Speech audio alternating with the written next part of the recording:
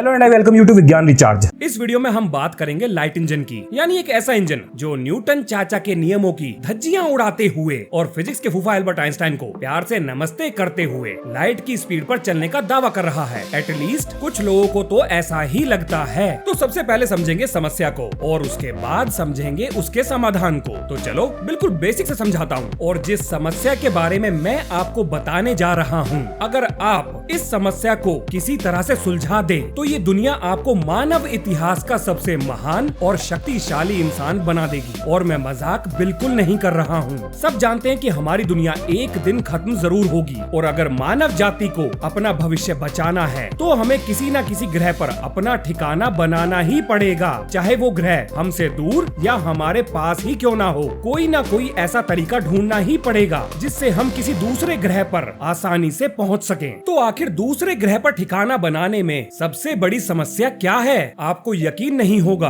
कि आसान से लगने वाले इस सवाल का जवाब इतना पेचीदा है जिसे आज तक वैज्ञानिक पूरी तरह से समझ नहीं पाए हैं। तो जी सबसे बड़ी समस्या है टाइम और एनर्जी। अब ना तो हम समय को सही से समझते हैं और ना ही ऊर्जा को। पर समय और ऊर्जा कैसे समस्या हो सकते हैं? देखिए, हम स्पेस में ट्रैवल करने के लिए रॉकेट का इस्तेमाल करते हैं या फिर रॉकेट इंजन का इस्तेमाल करते हैं और हमारे पास अभी तक ऐसा कोई रॉकेट है ही नहीं जो हमें कम से कम समय में किसी दूसरे ग्रह पर भेज सके। और अब आता है सवाल कि हम अभी तक ऐसा कोई रॉकेट क्यों नहीं बना पाए जो इस समस्या को सुलझा सके? तो उसका कारण है ऊर्जा। किसी भी रॉकेट की रफ्तार उसके फ्यूल के द्वारा पैदा की जा रही ऊर्जा पर निर्भर करेगी। अब जितनी ज्यादा ऊर्जा उपलब्ध होगी उतनी ही ज्यादा रॉकेट की रफ्तार भी होगी और जितनी ज्यादा रॉकेट की रफ्तार होगी उतना ही हम कम से कम समय में ज्यादा से ज्यादा दूरी को तय कर पाएंगे। तो जी अब आता है सवाल कि हम ऊर्जा की समस्या को कैसे सुलझाएं? तो इसे सुलझाने के लिए हमारे पास दो ही तरीके हैं। मतलब मुझे दो पता है, हो सकता है इससे ज्यादा भी हो। तो उन दो तरीकों में पहला है कि क्यों ना हम ज्यादा से ज्यादा फ्यूल को भर लें या फिर ऊर्जा का कोई नया स्रोत खोज लें। मतलब कोई नए तरह का फ्यूल। अगर मैं ऊर्जा के नए स्रोत की बात करूं तो इस बात की तो कोई भी गारंटी नहीं ले सकता कि हमें नया ऊर्जा का स्रोत खोजने में कितना समय लगेगा। ये तो उम्मीद पे दुनिया कायम है वो वाली बात हो जाएगी। लेकिन अगर हम पहले से ज्यादा फ्यूल का इस्तेमाल करें तो इससे भी समस्या ना सुलझने वाली, क्योंकि ऐसा करते ही रॉकेट पहले से बहुत ज्यादा भारी हो जाएगा और फिर भूल जाओ, समस्या तो ना सुलझती है बल्कि ये पहले से ज्यादा और उलझ जाएगी। लेकिन अगर हम किसी तरह से इस ऊर्जा की समस्या को निपटा लें तो भी हमें ये नहीं पता कि क्या इस बढ़ी हुई ऊर्जा को रॉकेट का ढांचा झेल पाएगा। और यही कारण है कि रॉकेट साइंस को सबसे जटिल विज्ञान कहा जाता है। पर अच्छी खबर ये है कि इस समस्या को सुलझाने की शुरुआत हो चुकी है। याद रखिए, समस्या सुलझी नहीं है बल्कि शुरुआत हो चुकी है। और इसकी शुरुआत की है मंगल पर दंगल की मशक्कत में महारत हासिल करने में लगे मस्क बाबू ने। बोले तो अपने एलोन भैया, जो आजकल स्पेस में स्टारलिंक नाम का कूड़ा फैला रहे हैं। सब पैसे का खेल है। वैसे ये मस्क बाबू के बारे में मेरे पर्सनल विचार हैं। हो सकता है आप इससे सहमत ना हो, कोई बात नहीं। तो जी अब सुनो आगे। नासा के एक वैज्ञानिक डॉक्टर डेविड बर्न्स ने मस्क बाबू की कंपनी स्पेसएक्स के साथ मिलकर एक नए तरह का इंजन का कॉन्सेप्ट रखा है जिसे उन्होंने नाम दिया है हेलिकल इंजन का, जो बिना किसी फ्यूल के, हाँ जी बिना किसी फ्यूल के, लाइट की 99% रफ्तार पर चल सकता है, ऐसा उनका दावा है। और ये काम करेगा एल्बर्ट आइंस्टाइन की स्पेशल थ्योरी ऑफ रिलेटिविटी के सिद्धांत पर। और जो लोग रिलेटिविटी को समझते हैं उनकी तो मौज आने वाली है, और जो रिलेटिविटी को नहीं समझते हैं भाई साहब उनके लिए तो मैं सहानुभूति ही दे सकता हूँ। अब नहीं, इसके अलावा एक काम और कर सकता हूँ, मैं अपनी रिलेटिविटी सीरीज की सारी वीडियो का लिंक इसी वीडियो के डिस्क्रिप्शन में डाल दूंगा। तो ये वीडियो देखने के बाद अगर आपका मन रिलेटिविटी को समझने के लिए भी कर रहा हो तो आप उसे जाकर देख सकते हो। तो अब सुनिए बहुत ध्यान से। डॉक्टर बर्न्स ने ये कहा कि जब कोई मास लाइट की रफ्तार के नजदीक पहुंचता है तो वो पहले जैसा नहीं रहेगा, वो बदल जाएगा, बोले तो वो बढ़ जाएगा। अब ये बात उन लोगों को सुनने में बिल्कुल नॉर्मल लग रही होगी जो रिलेटिविटी का स्वाद चख चुके हैं, और ये वो लोग हैं जो फिजिक्स को बहुत अच्छे से समझते हैं। लेकिन उन लोगों का क्या जिनका फिजिक्स के साथ अभी भी युद्ध विराम नहीं हुआ है? आखिर वो ये बात कैसे मान लें कि रफ्तार बढ़ने के साथ मास की वैल्यू बदलती है? अगर आप मेरे से मेरा पर्सनल पॉइंट ऑफ व्यू पूछें तो मैं पर्सनली डॉक्टर बर्न्स की बातों से सहमत नहीं हूँ, और ये बात मैं बहुत सोच समझ कर बोल रहा हूँ, क्योंकि हो सकता है मैं उनकी तरह रॉकेट साइंस को ना जानता हूँ या उतना ना जानता हूँ जितना वो समझते हैं। लेकिन फिजिक्स के मामले में अरे गहरे तो हम भी ना है, क्योंकि मैं फिजिक्स को भी समझता हूँ और मेरा फिजिक्स के साथ युद्ध शुद्ध विराम भी नहीं हुआ है। अब इस बात का क्या मतलब निकला? देखिए, सच ये है कि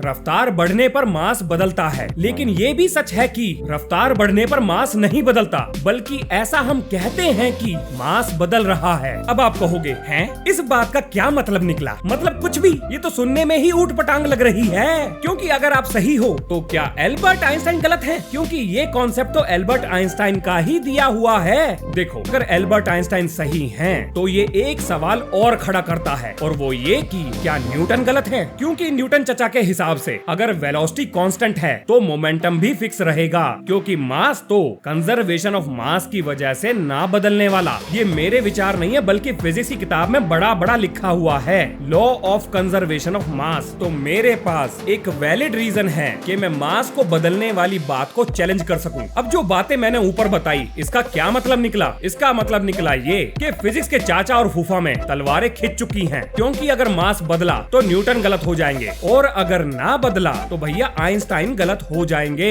और मैं ऐसा क्यों कह रहा हूँ, उसका मैंने प्रॉपर रीजन दिया है। क्योंकि रिलेटिविटी सही है, ये हम जानते हैं, प्रूव हो चुका है, और law of conservation of mass भी सही है, ये भी हम जानते हैं, ये भी प्रूव हो चुका है। पर दोनों एक साथ सही कैसे हो सकते हैं, ये आप नहीं जानते हो, लेकिन वैज्ञानिक जानते हैं। और कमाल की बात ये है, मैं भी ये बात जानता हूँ, और मेरा वादा है आपसे, आज के बाद ये बात आप भी जान जाओगे। तो जी, जो मैंने आपको बताया उसे समझाने के लिए आपको समझना पड़ेगा कि रिलेटिविटी और मास के बीच में आखिर रिश्ता क्या है, और उसे समझने के बाद ही आप समझ पाओगे लाइट इंजन को। अब देखो, मास को मैं पहले ही एक वीडियो में समझा चुका हूँ, तो मैं उसी की एक छोटी सी क्लिप यहाँ पर लगा रहा हूँ, जो शुरू होती है अब। अगर मास समझ में आ गया तो समझो सब समझ में आ गया। किताबों में लिखी मास की डेफिनेशन कतई जहर है, उसे बदलने की सख्त जरूरत है। ये मेरे खुद के विचार हैं। अगर आप इससे सहमत ना भी हो तो भी चलेगा, खुद की बना लो। किताबों में मास को वेट और मैटर की क्वांटिटी से जोड़कर देखा जाता है, लेकिन मैं मास को इनर्शिया नापने का जरिया मानता हूँ। जितना ज्यादा मास उतना ही ज्यादा इनर्शिया। अब ये इनर्शिया किस खेत की मूली है भाई साहब? ये न्यूटन के खेत की मूली है, जिसकी सलाद काटी थी एल्बर्ट आइंस्टाइन ने। अब इनर्शिया ने ऐसा क्या बोला? इनर्शिया ने बोला, अपन को छेड़ने का नहीं, अगर छेड़ा तो अपन छोड़ेगा नहीं। लेकिन फिजिक्स को मजाक में लेने वाले दुर्दांत विद्यार्थियों ने, और दुर्दांत बोले तो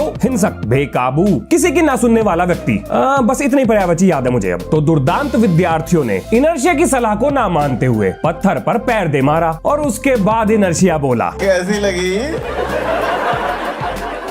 आगे स्वाद? इसके बाद इनर्शिया को सब सीरियस लेने लगे और बोले, प्रभु आप चाहते क्या हो? तो इनर्शिया बोला, बेबी को बेस पसंद हो सकता है, पर अपन को चेंज पसंद नहीं है। तो अगर मैं विश्राम की अवस्था में हूँ तो मैं विश्राम में ही रहना चाहता हूँ, यानी अगर मैं रेस्ट में हूँ तो रेस्ट में ही रहना चाहता हूँ, और अगर मैं मोशन की अवस्था में हूँ तो मैं मोशन में ही रहना चाहता हूँ। अब जैसे ही खुरापाती खोपड़ी के धनी विज्ञान के विद्यार्थियों को ये बात समझ में आई, तो वो बोले, ये बड़ा चौधरी बना फिर रहा है। और क्योंकि अब ये बात उन्हें समझ आ चुकी थी कि इनर्शिया कैसे काम करता है, तो खूंखार विद्यार्थियों ने सोचा, चलो इसकी गुद्दी रगड़ देते हैं। और वो ले आए फोर्स नाम का एक हथियार, जिसे लगा लगा कर उन्होंने बार बार रेस्ट वाले इनर्शिया को मोशन में और मोशन वाले इनर्शिया को रेस्ट में लाना शुरू कर दिया। फोर्स लगा के इनर्शिया ऑफ डायरेक्शन को भी बदला जा सकता है। अब यहाँ तक सब ठीक था, और अब बारी है दिमाग के बत्ती जलाने की। अब आपके दिमाग में आएगा एक सवाल, अब अगर इनर्शिया ऑफ रेस्ट और इनर्शिया ऑफ मोशन नाम के दो खूंखार टॉपिक फिजिक्स में हैं, तो भाई साहब मास कौन सी घुइयां छील रहा है? फिर तो मास ऑफ रेस्ट और मास ऑफ मोशन भी होना चाहिए, क्योंकि बिना मास के तो इनर्शिया ना होता। अब ये जो मास ऑफ रेस्ट है, इसे तो रेस्ट मास कहते हैं, जिसे किताबों में पूरा सम्मान मिला है। लेकिन मास ऑफ मोशन नाम की तो किताबों में कोई चीज है ही नहीं, बल्कि वैज्ञानिकों ने एक नई चीज थमा दी, और वो है रिलेटिविस्टिक मास। ओह, बहुत कंफ्यूजन है। ऐसी हरकतें कौन करता है? हमारे और आपके बीच में से निकले हुए वैज्ञानिक, और कौन करेगा? वो लोग ऐसे ही उठपटांग काम करते हैं। पहले गलती से किसी चीज को बनाते हैं, फिर उसमें कमी निकलती है तो उसको सुधारने के लिए किसी और चीज को बना डालते हैं, ये सोचे समझे बिना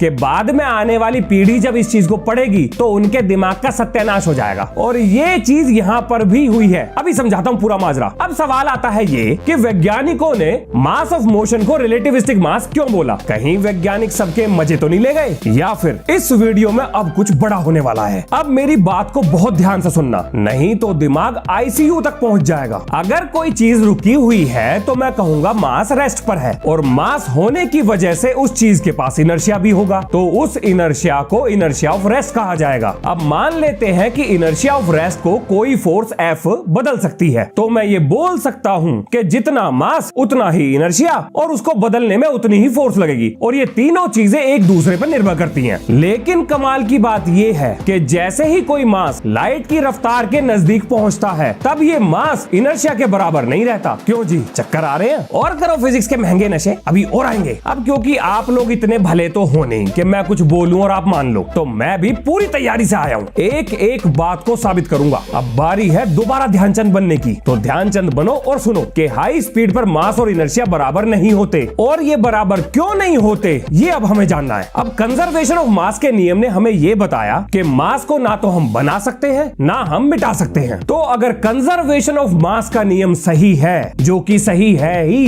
तो मुझे ये मानना ही पड़ेगा कि लाइट के 50% रफ्तार पर चलता हुआ मास अभी भी उतना ही है जितना रेस्ट के समय था, लेकिन अब इनर्शिया उतना नहीं है जितना पहले था। और ये बात हमें कैसे पता? एक्सपेरिमेंट से पता करा है भाई साहब। कौन सा एक्सपेरिमेंट था भाई? वो पार्टिकल एसेलरेटर वाला। जब पार्टिकल एसेलरेटर में किसी पार्टिकल की रफ्तार को बढ़ाया गया, तो ये पाया गया कि रफ्तार को बढ़ाने में लगने वाली फोर्स पहले से बढ़ती जा रही है। हर बार जब भी थोड़ी सी रफ्तार को बढ़ाया गया, तो पहले से ज्यादा ताकत का इस्तेमाल करना पड़ा। अब ऐसा कैसे हो सकता है? अगर ये मान लें कि मास नहीं बदल रहा, तो उस हिसाब से इनर्शिया भी नहीं बदलना चाहिए। और आपको याद होगा, जब इनर्शिया चौधरी बनकर घूम रहा था, तब खुरापाती विज्ञान के विद्यार्थियों ने फोर्स लगाकर इनर्शिया को बदला था, रेस्ट से मोशन और मोशन से रेस्ट में। लेकिन इस एक्सपेरिमेंट ने तो यह साबित किया कि तेज रफ्तार पर इनर्शिया को बदलने के लिए हर बार फोर्स को बढ़ाना पड़ रहा है। अब यहाँ पर फंस गए फिजिसिस्ट, बहुत बुरी तरह से फंस गए, क्योंकि अगर फोर्स बढ़ रही है तो इसका मतलब इनर्शिया भी बढ़ रहा है, और अगर इनर्शिया बढ़ रहा है तो इसका मतलब मास भी बढ़ रहा होगा,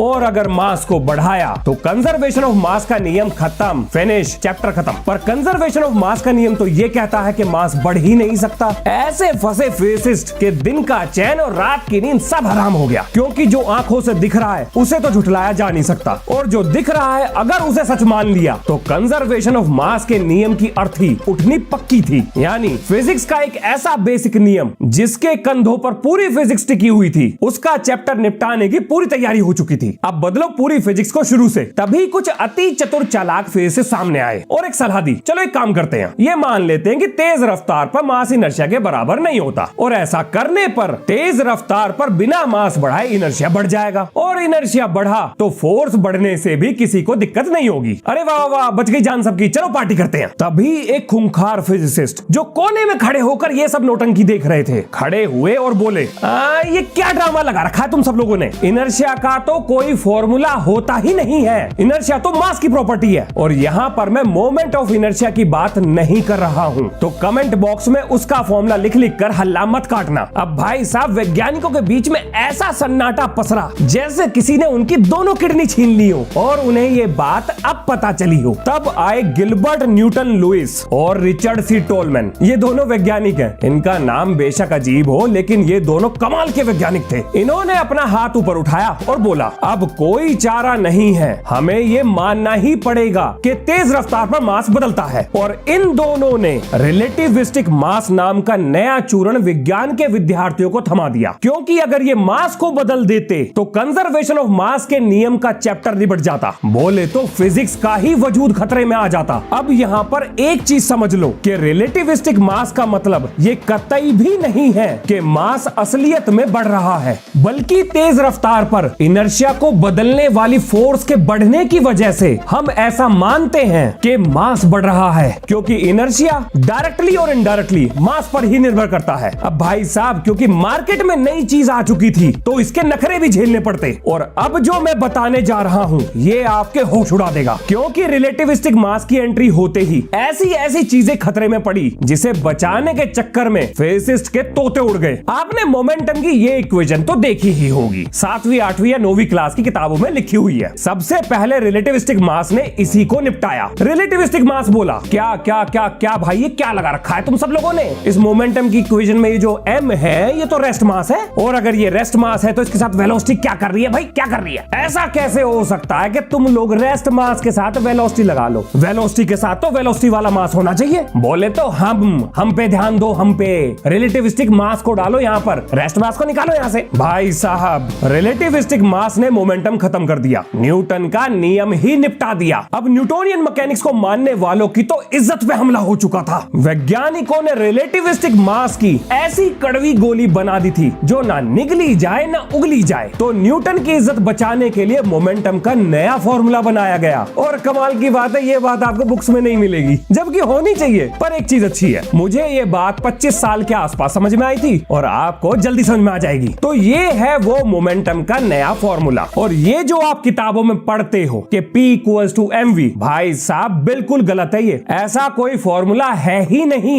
ये वाला है असली फॉर्मूला। अब यहाँ आएगा आपके दिमाग में एक सवाल, आना भी चाहिए, अगर ये फॉर्मूला गलत है तो हमारे आंसर ठीक कैसे आते हैं? ये कौन सी बड़ी बात है, अभी समझा देता हूँ। आपके आंसर इसलिए सही आते हैं क्योंकि गामा की वैल्यू को 1 से बड़ा करने के लिए किसी भी मास की रफ्तार लाइट के आसपास होनी चाहिए। कम से कम लाइट के 10% तो जरूर होनी चाहिए। अब क्योंकि आम जिंदगी में तो ये रफ्तार संभव है ही नहीं, तो इसलिए हमने गामा को वहां फॉर्मूले में लिखा ही नहीं, क्योंकि उसकी वैल्यू तो 1 ही रहेगी। तो इस तरीके से आप काम चलाकर ये फॉर्मूला इस्तेमाल कर सकते हो। अब यहाँ एक और सवाल आता है, आखिर ये गामा हाथ कहां से लगा? ये हाथ लगा इस फॉर्मूले से, और ये वाला जो फॉर्मूला है यही है रिलेटिविस्टिक मास। और ये रिलेटिविस्टिक मास वैसे वैसे बढ़ता है जैसे जैसे किसी मास की रफ्तार लाइट के नजदीक पहुंचती जाती है, और लाइट की रफ्तार पर रिलेटिविस्टिक मास इनफाइनाइट हो जाता है। अब आपको समझ आ गया होगा कि रफ्तार बढ़ने पर ऐसा क्यों कहा जाता है कि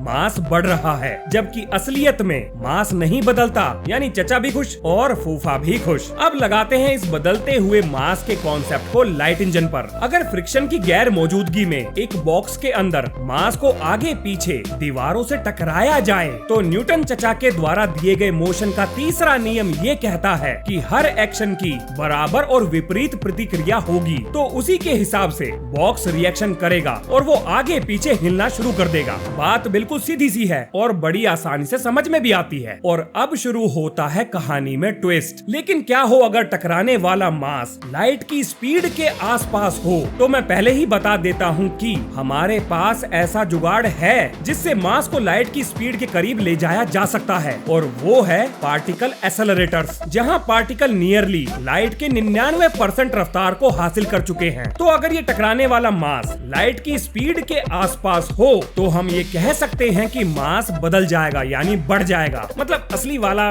तो नहीं बढ़ेगा, लेकिन अरे यार समझ जाओ मैं क्या कहना चाहता हूँ, ये बहुत कंफ्यूजिंग है। मतलब मास एक्चुअल में तो नहीं बदलेगा, लेकिन गामा फैक्टर की वजह से बदल जाएगा। सीधा सीधा मतलब तो यही निकलता है। उम्मीद करता हूँ कि आप मेरी बात का मतलब समझ गए होंगे। तो जैसे ही ये टकराएगा ये बॉक्स को झटका देगा और बॉक्स आगे की तरफ चला जाएगा, लेकिन टकराने के बाद ये अपनी रफ्तार खो देगा। मतलब इस मास की रफ्तार घट जाएगी, और आप जानते हो कि अगर रफ्तार घटी तो मास की वैल्यू भी घटेगी। अब ये घटा हुआ मास जब इस बॉक्स के पीछे टकराएगा तो ये रफ्तार को ज्यादा नहीं घटा पाएगा, क्योंकि अगर मास चेंज हुआ तो जाहिर सी बात है मोमेंटम भी चेंज होगा। और क्योंकि अब दीवार पर पहले से कम मोमेंटम ट्रांसफर हुआ है तो नेट मोमेंटम आगे की ही तरफ रहेगा, और धीरे धीरे धीरे रफ्तार बढ़ते हुए लाइट की रफ्तार के आसपास पहुंच जाएगी। अब भैया डॉक्टर बर्न्स इस कॉन्सेप्ट को रियलिटी में कैसे बदलेंगे वो तो सिर्फ वही बता सकते हैं। मैं सिर्फ इतना कह सकता हूँ कि बात में दम है, लेकिन इससे जुड़ा हुआ परेशानियों का पहाड़ भी उतना ही बड़ा है। क्योंकि अगर मान ले कि ये इंजन बना लिया जाए तो कम्युनिकेशन कैसे करोगे? क्योंकि अगर रॉकेट लाइट की रफ्तार के आसपास चलेगा तो कम्युनिकेशन में इस्तेमाल होने वाली रेडियो वेव्स भी तो लाइट की रफ्तार पर चलती हैं। तो लाइट की रफ्तार पर चलते हुए रॉकेट की वजह से धरती और रॉकेट के बीच में बढ़ने वाली दूरी भी तो लाइट की रफ्तार से बढ़ेगी। इसका मतलब ये हुआ कि कम्युनिकेशन में इस्तेमाल होने वाली रेडियो वेव्स धरती तक कभी पहुंच ही नहीं पाएंगी जब तक रॉकेट रुक ना जाए या उसकी रफ्तार ना घट जाए। और दूसरी समस्या है ब्लड विजन। इतनी तेज रफ्तार पर ना तो कुछ दिखाई देगा और ना ही कुछ समझ में आएगा। हमारी आंखें और दिमाग दिखाई दे रही चीजों को प्रोसेस नहीं कर पाएगा। तो कुल मिलाकर समस्या तो बहुत है, और अगर आपके पास कोई समाधान है तो दुनिया आपके लिए पलके बिछाकर आपका इंतजार कर रही है, और आपकी कामयाबी हमारे देश की कामयाबी होगी। तो तो इसी नोट के साथ ये है इस वीडियो का अंत। मिलते हैं नेक्स्ट वीडियो में। जय हिंद, जय भारत।